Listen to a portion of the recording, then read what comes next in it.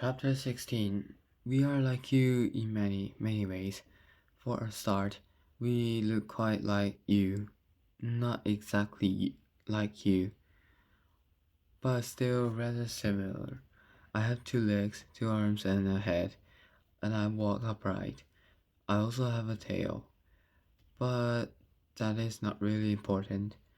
It is hard, however, not to focus on the ways we are different.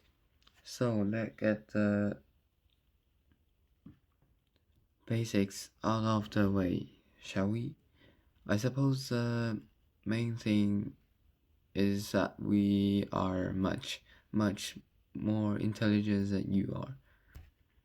I'm sorry if that seems rude, but it is a fact, and facts are important to us. You are about as intelligent as Iggy's pet chicken. That is why most people think it is it is all right to keep you in a zoo. My home, my planet, is so far away from you that if I were to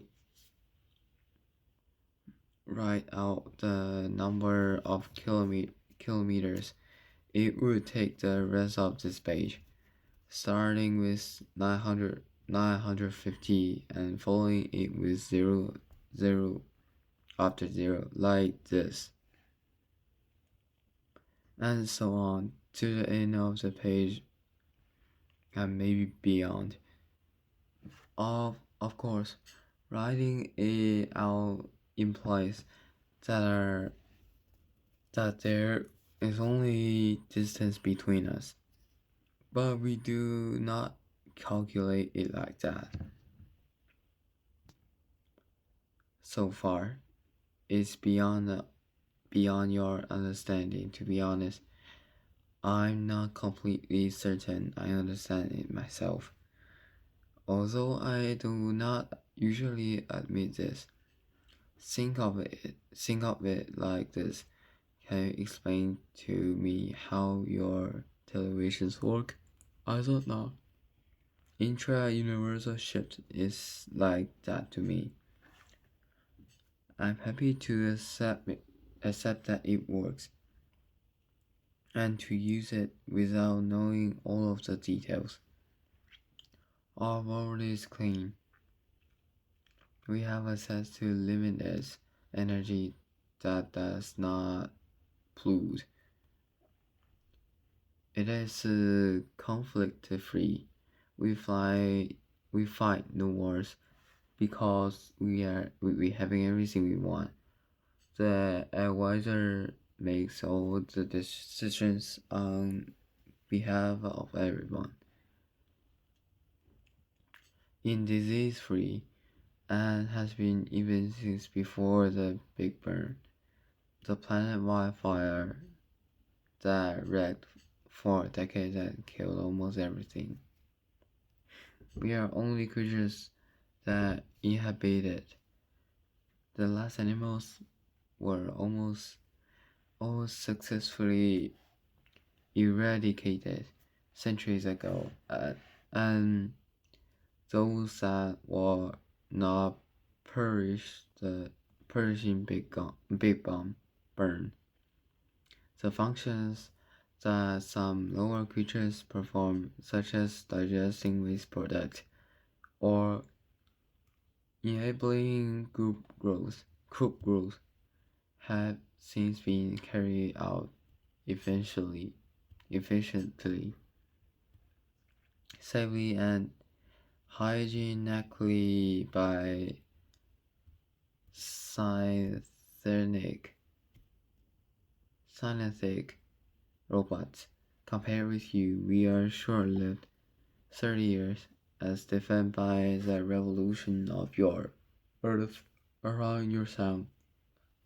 Around your sun is very old, and is a practical limit for our bodies. At 11 years old, then I have lived about a third of my life. I finished school at 7 and I lived independently.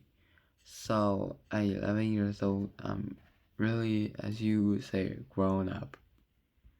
It was as a grown up, then I found myself coming to your planet, to a small settlement on an island called Britain.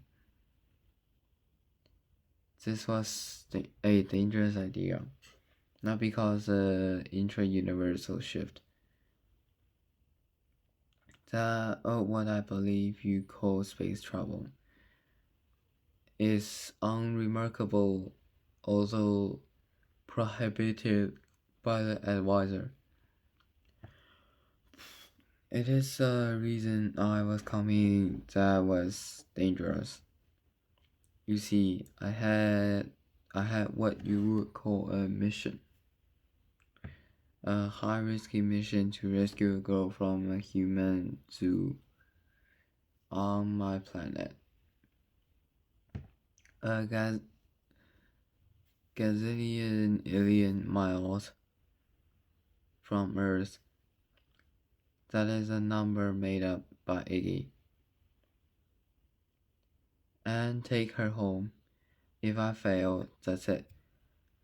If I was caught, I would be put to sleep for most of the rest of my life. Not only that, but the human being in her miserable enclosure would die in misery, and her parents and brother would live in misery.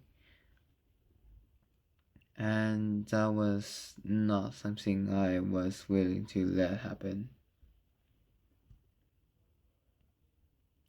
And it was all because I have a heart which gives me feelings, all of which makes it a shame that I did fail to rescue the girl and ended up traveling to Earth alone.